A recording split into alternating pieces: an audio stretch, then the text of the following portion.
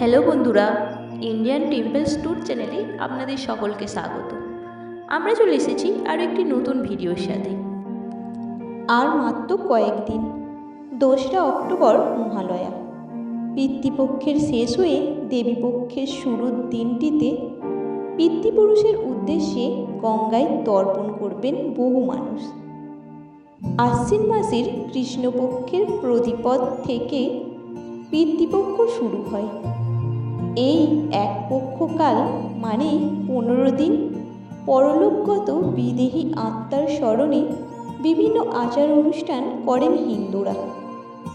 কিন্তু জানেন কি, এই দিন কয়েকটি কাজ করলে আপনার জীবনে ঘনিয়ে আসতে পারে দুর্যোগ। বহু জ্যোতিষীদের মতে এই দিনটায় বাড়িতে কোনো শুভ কাজ না করাই ভালো, অর্থাৎ কোনো বিয়ে অথবা গাড়ি বাড়ি কেনার পরিকল্পনা করবেন না। আবার এই দিন চুল দাড়ি কাটা উচিত নয়।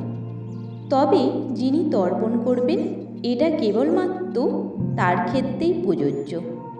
পাশাপাশি ধূমপান কিংবা মদ্যপানও করা চলবে না। এই দিন আমিষ খাবেন না, নিরামিষই খান। এমনকি প্রিয়জনদের ছবির সামনেও আমিষ খাবার দেবেন না। কাউকে ধার দেবেন না, মাটিতে গর্তও খুঁড়বেন না।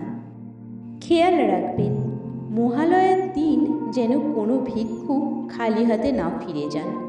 তাকে অবশ্যই কিছু না কিছু দিন। সেই সঙ্গেই গরিব মানুষদের বস্ত্র বা খাবার দান করলেও তা শুভ বলে ধরা হয়।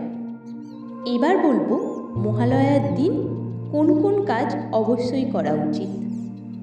বেশ ভোরবেলা এই দিন ঘুম থেকে উঠে পড়ুন।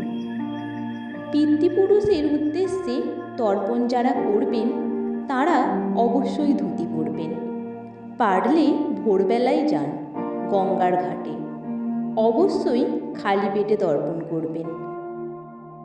যারা তর্পণ করতে পারবেন না তারা পিতৃপুরুষের ছবিতে মাল্যদান করে প্রিয় খাবার দিতে পারেন। পারলে এই দিনটিতে দান ধ্যান করুন। দরিদ্রদের খাবার কিংবা পোশাক দিতে পারেন। পশু পাখিদের খাবার খাওয়াতে পারেন। বিষ্ণুর নাম জপ করতে পারেন।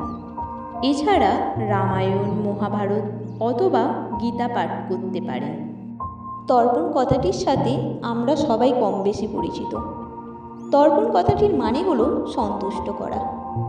মহালয়ার দিন প্রচুর মানুষকে গঙ্গার ঘাটে তর্পণ করতে দেখা যায়। প্রাচীনকাল থেকেই এই সময় প্রয়াত পূর্বপুরুষের আত্মা পৃথিবীর খুব কাছে বিরাজ করে বলে বিশ্বাস। তাই এই সময় যদি তর্পণ করা হয় তবে উদ্দেশ্য সফল হয় বলে সবাই মনে করেন। এই ভিডিওটি যদি আপনাদের ভালো লেগে থাকে তাহলে একটা লাইক দেবেন আর কমেন্ট করতে ভুলবেন না। আর আপনি যদি আমাদের চ্যানেলে নতুন হয়ে থাকেন তাহলে চ্যানেলটি সাবস্ক্রাইব করে দেবেন আরও ভালো ভালো ভিডিও পাওয়ার জন্য।